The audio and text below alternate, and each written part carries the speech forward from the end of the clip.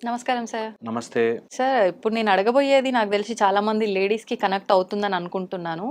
జనరల్‌గా ఒకప్పటి కాలంలో లేడీస్‌ని గనుక తీసుకుంటే ఎంతసేపు ఉన్న హస్బెండ్ ఏదో ఒకటి కష్టపడి సంపాదించుకొని రావటము, ఆ లేడీస్ ఇంట్లో తెచ్చిన ఆ కొంతని ఎలా అందరికీ వచ్చేలా సమంగా చూడాలి, ఇల్లు ఎలా గడపాలి, దీనిపైన ఫోకస్ ఎక్కువ ఉండేది.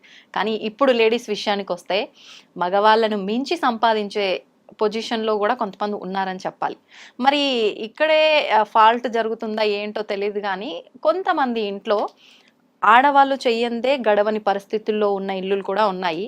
ఎలా ఉన్నప్పటికీ మేల్ డామినేషన్ అనేది ఎక్కువైపోతుంది. పర్టిక్యులర్‌గా హస్బెండ్ దగ్గరకొచ్చేసరికి అన్ని రకాలుగా వైఫ్ సైడ్ నుంచి ఫైనాన్షియల్‌గా సపోర్ట్ ఉంటుంది. ఇంట్లో విషయాల్లో సపోర్ట్ ఉంటుంది. హస్బెండ్ పైన అంతకు మించిన ప్రేమ ఉంటుంది. అన్నీ షేర్ చేసుకోవాలనే భావన ఉంటుంది. ఇన్ని ఉండి ఉదాహరణకి ఇప్పుడు ఫర్ ఎగ్జాంపుల్ నన్నే తీసుకోండి. నేనొచ్చాను ఆఫీస్‌లో నా వర్క్స్ నేను చేసుకున్నా. నాకేదైనా ఇక్కడ జరిగిన విషయాలు ఉంటే వెళ్లి వెంటనే నా హస్బెండ్‌కి షేర్ చేసుకోవాలి. తనే నాకొక ఫ్రెండ్‌లా నేను ఫీల్ అయ్యి ఏదైనా తీసుకెళ్ళి చెప్దాము అంటే వినే ఓపిక అతనికుండదు. పోనీ విన్నా ఒక 2 మాటలు స్టార్ట్ చేయగానే ఇంకా ఆప్తవా సోది అనే టైప్‌లో ఇలా మాట్లాడే వాళ్ళున్నారు. మొత్తానికి ఏదో రకంగా ఆడవాళ్ళని బాధపెట్టే పరిస్థితులు, అణగదొక్కే పరిస్థితులు ఎక్కువగా కనిపిస్తున్నాయి. ఒక హస్బెండే కాదు, ఇంట్లో అత్తామామలు కూడా హస్బెండ్‌కే సపోర్ట్ చేసి ఈమెని డీగ్రేడ్ చేసే రకంగా కూడా పరిస్థితులున్నాయి. ఎందుకు ఇది ఇలా ఎందుకెళ్ళిపోతుంది? దీని నుంచి బయటపడాలి అంటే ఏం చేయాలి? అసలు తప్పెక్కడ జరుగుతుందంటారు? హస్బెండ్ సైడ్ నుంచా? వైఫ్ సైడ్ నుంచా? నేను యాజ్ అ లైఫ్ కోచ్ నేను చాలా రిలేషన్షిప్స్ని చూస్తున్నాను. అందుకని కొన్ని ఇంపార్టెంట్ డిస్క్లైమర్స్ చెప్తాను ఇక్కడ. ఇది అన్ని రకాలుగాను అన్ని చోట్ల జరగదు. First point. అవును. మేజర్గా కొన్ని ఫ్యామిలీస్లో జరుగుతున్నాయి ఇలాగా. దట్ వైఫ్ ఎంత పని చేసుకొచ్చిన ఆఫీస్లో ఇంకా ఇంట్లో పనులు చేయాల్సిందే.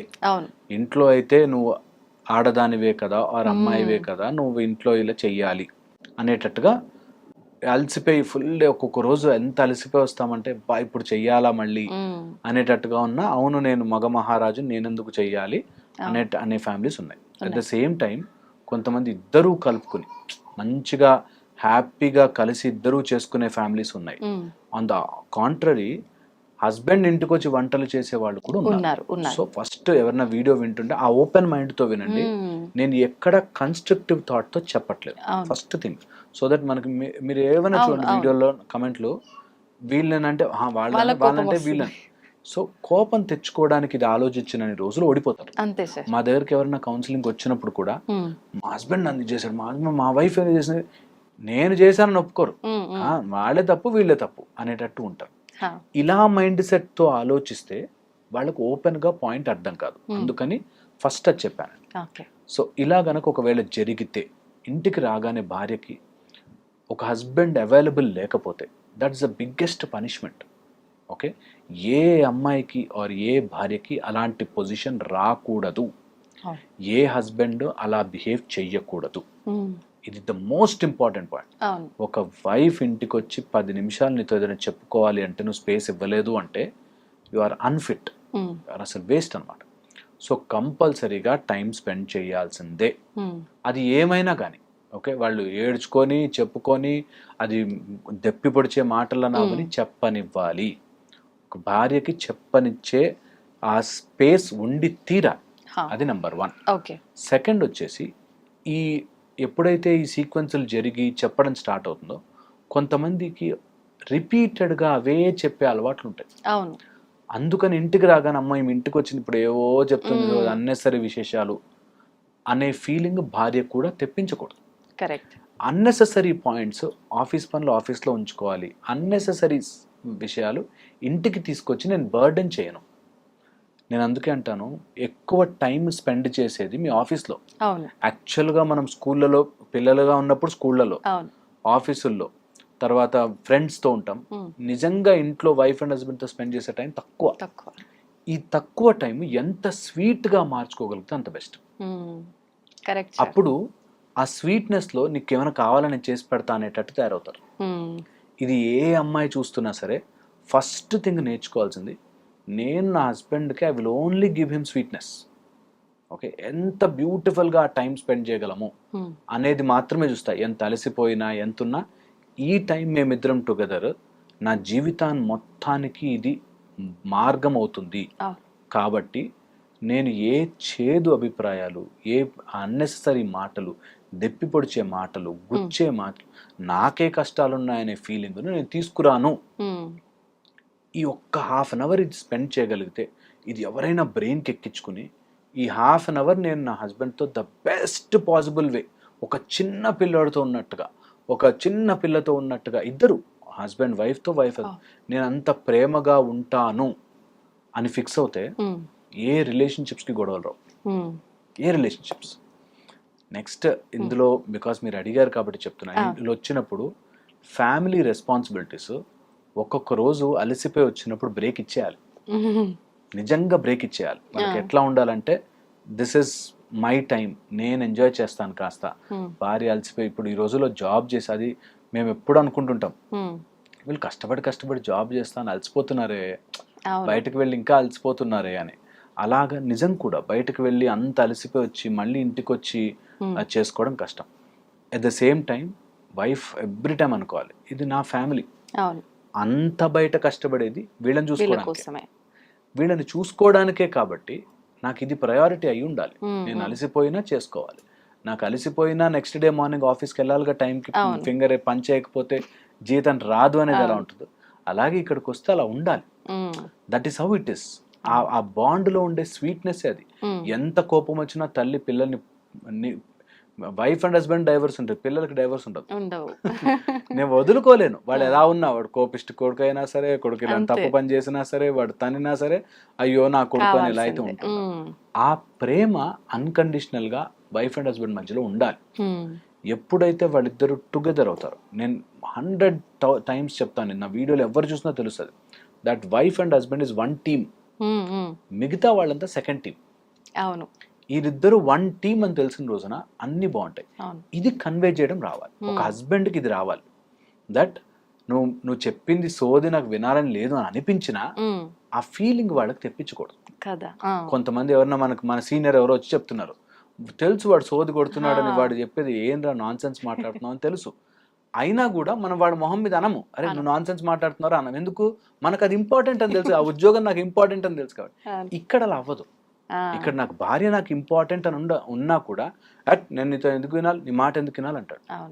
అక్కడ వస్తుంది ఆల్ ప్రాబ్లమ్స్.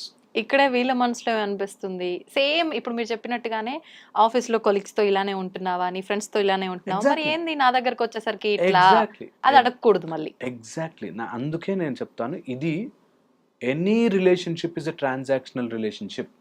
ఎనీ రిలేషన్షిప్, దేవుడితో సహా అందరూ నాకేమిస్తావు. అవును. అలాగే భార్య భర్త నుంచి నువ్వు నాకు ఏం చేస్తున్నావు వచ్చేస్తుంది. ఏదో రోజు ఇలా గీత గీసి అక్కడికి వస్తుంది. నేను భార్యగా ఎన్ని చేశాను, నువ్వు నాకేం చేసావు. సేమ్ భర్తగా నేను ఇంత తిరిగేది ఇంటి కోసమే, నువ్వేం చేసావు, ఎవడు చేయమన్నాడు. ఇంకొంచెం డబ్బులు అవన్నీ సెటిల్డ్ ఉన్న వాళ్ళ ప్రాబ్లమ్స్ వేరే టైప్ ఉంటాయి. అవును, వాళ్ళదంతా టోటల్ డిఫరెంట్ స్టోరీ. నేను డబ్బులు ఉన్నాయి, అన్ని ఉన్నాయి, నువ్వు నీ పన్ను చూసుకో, నా పన్ను చూసుకో, నువ్వు లేకపోతే నాకు గడవదా, ఆ టైప్ లో. అవును. సో ప్రాబ్లం ఏదో రకంగా వస్తుంది, దాన్ని అండర్స్టాండ్ చేసుకుని దాన్ని ఒక టైప్ ఆఫ్ మన సాల్వ్ చేసుకోవాలి అనే మైండ్ సెట్ తో వెళ్ళడం ఇంపార్టెంట్, ఏ ప్రాబ్లం అయినా సరే.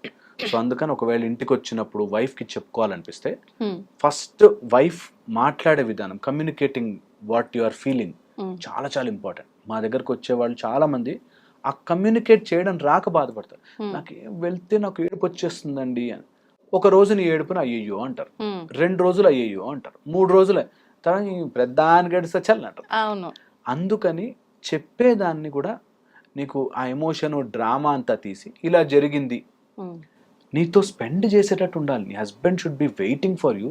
నా భార్య ఇంటికి వస్తుంది, నేను స్పెండ్ చేయాలి టైం అనేటట్టు ఉండాలి. కానీ మళ్ళీ వచ్చిందిరా బాబు తలకాయ నొప్పి అని అనుకోకూడదు. అలాగే హస్బెండ్ కూడా మా ఆయన ఇంటికి రావాలి, మా ఆయనతో హ్యాపీగా ఉండాలని అనిపించాలి. కానీ అమ్మాయిడు వచ్చాడా ఇప్పుడు ఏం చేస్తాడో అనేటట్టు ఉండకూడదు. అలాగా వీళ్ళిద్దరు టుగెదర్ అయితే తప్ప వైఫ్ అండ్ హస్బెండ్ గొడవలు సాల్వ్ కావడం చాలా కష్టమైపోతాయి. ఇదే గేమ్ ఒక్కసారి టుగెదర్ అయి చూడండి, గేమ్ ఎవడెవడు ఎన్ని పాలిటిక్స్ ప్లే చేస్తారో సపరేట్ చేయడం తెలుస్తుంది.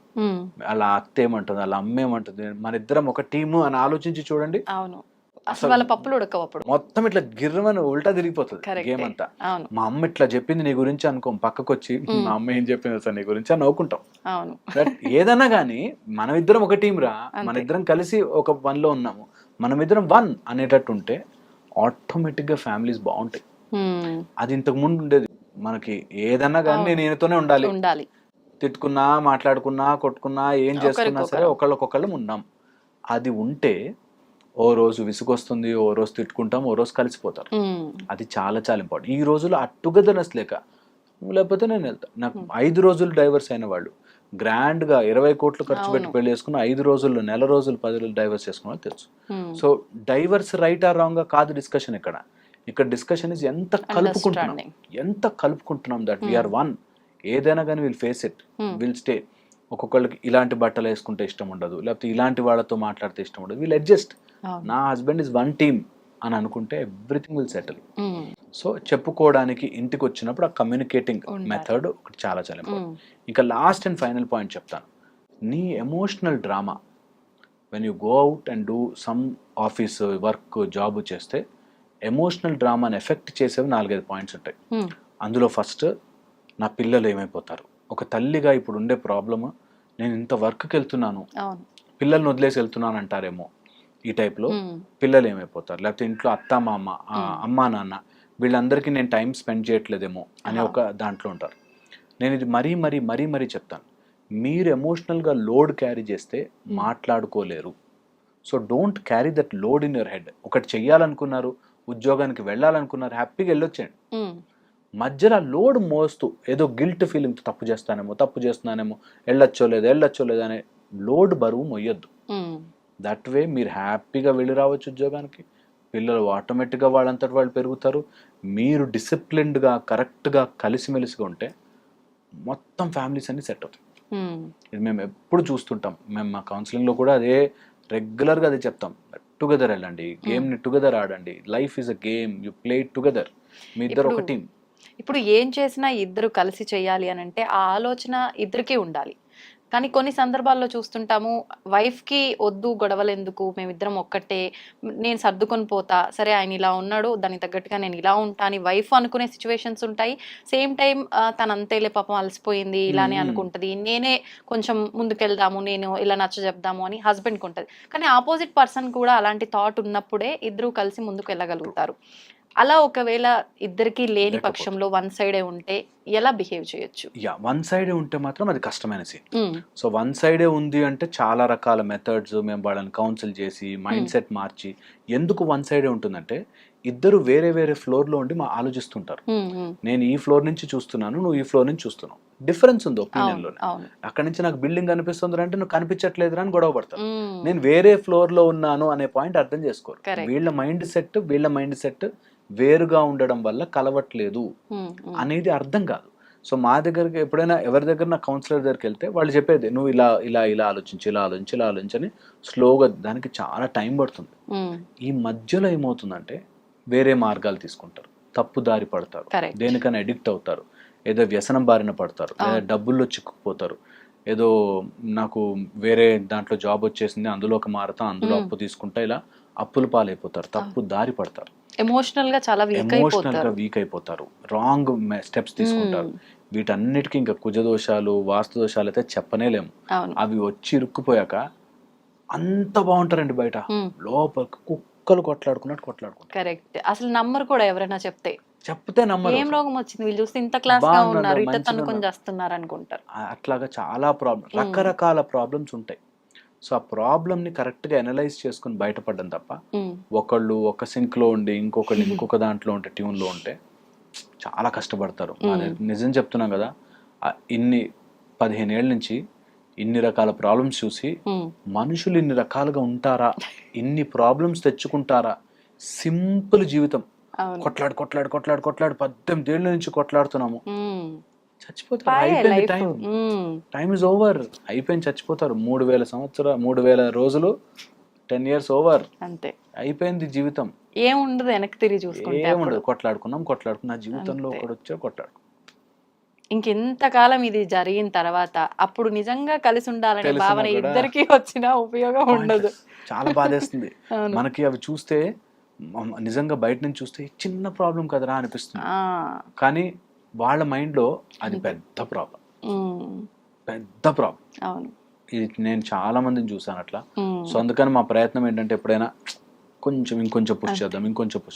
కొంతమంది అస్సలు మారరు, మారరు. అసలు ఎంత చెప్పినా మారడు, ఉమ్, అడిక్ట్స్ అయిపోతారు, డ్రగ్ అడిక్ట్స్ అయిన వాళ్ళు, తాగుడు అలవాటు అయిన వాళ్ళు, బెట్టింగ్ యాప్స్. ఉమ్, ఈ మధ్య డైవర్స్లో బెట్టింగ్ యాప్స్ ప్రాబ్లం అయింది. ఉమ్, ఉమ్, హస్బెండ్ బెట్టింగ్ యాప్స్లో ఆడి 80 లక్షలు 90 లక్షలు 1 crore 2 crores ఇట్లా పెట్టేసేసి బెట్టింగ్ యాప్స్లో ఉమ్. మొత్తం రిలేటివ్స్ అందరి నుంచి అప్పులు చేసేసి అరెరే. ఇంకా ఆమె ఏం చేయాలో తెలియక డైవర్స్ ఇచ్చేసారు.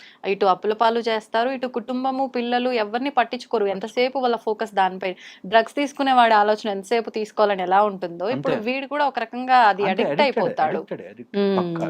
సో అందుకనే కొంచెం జాగ్రత్త పడి వీటిని కరెక్ట్గా ప్లాన్ చేసుకుని, ఒక్కసారి చక్రం వేయించుకుని చూసుకుని, ఒకసారి ఇల్లు కరెక్ట్గా ఉందా లేదా చెక్ చేసుకుని, మైండ్ సెట్ కరెక్ట్గా ఉందా లేదా చేసుకుని, సైకలాజికల్గా కరెక్ట్, ఫిజికల్గా కరెక్ట్గా ఉందా, 5 ఆస్పెక్ట్స్ చెక్ చేసుకోమంట. ఎప్పుడు భార్యాభర్తలకు సంబంధంలో ప్రాబ్లం వచ్చినా ఫిజికల్గా బాగున్నామా, మెంటల్గా సైకలాజికల్గా బాగున్నామా, ఆస్ట్రలాజికల్గా బాగున్నామా, వాస్తు ప్రకారం బాగున్నామా, అండ్ సమ్ టైమ్స్ మైండ్ బాగున్నామా, ఇలా అన్ని చెక్ చేసుకుంటే కొంత లైఫ్ని కరెక్ట్ చేసుకోవచ్చు. ఒక ప్రాబ్లంలో పడ్డాం, దాని నుంచి బెటర్గా బయట ఎలా పడచ్చు అనేది ఆలోచించుకుంటే better. Super sir, thank you sir, thank you very much.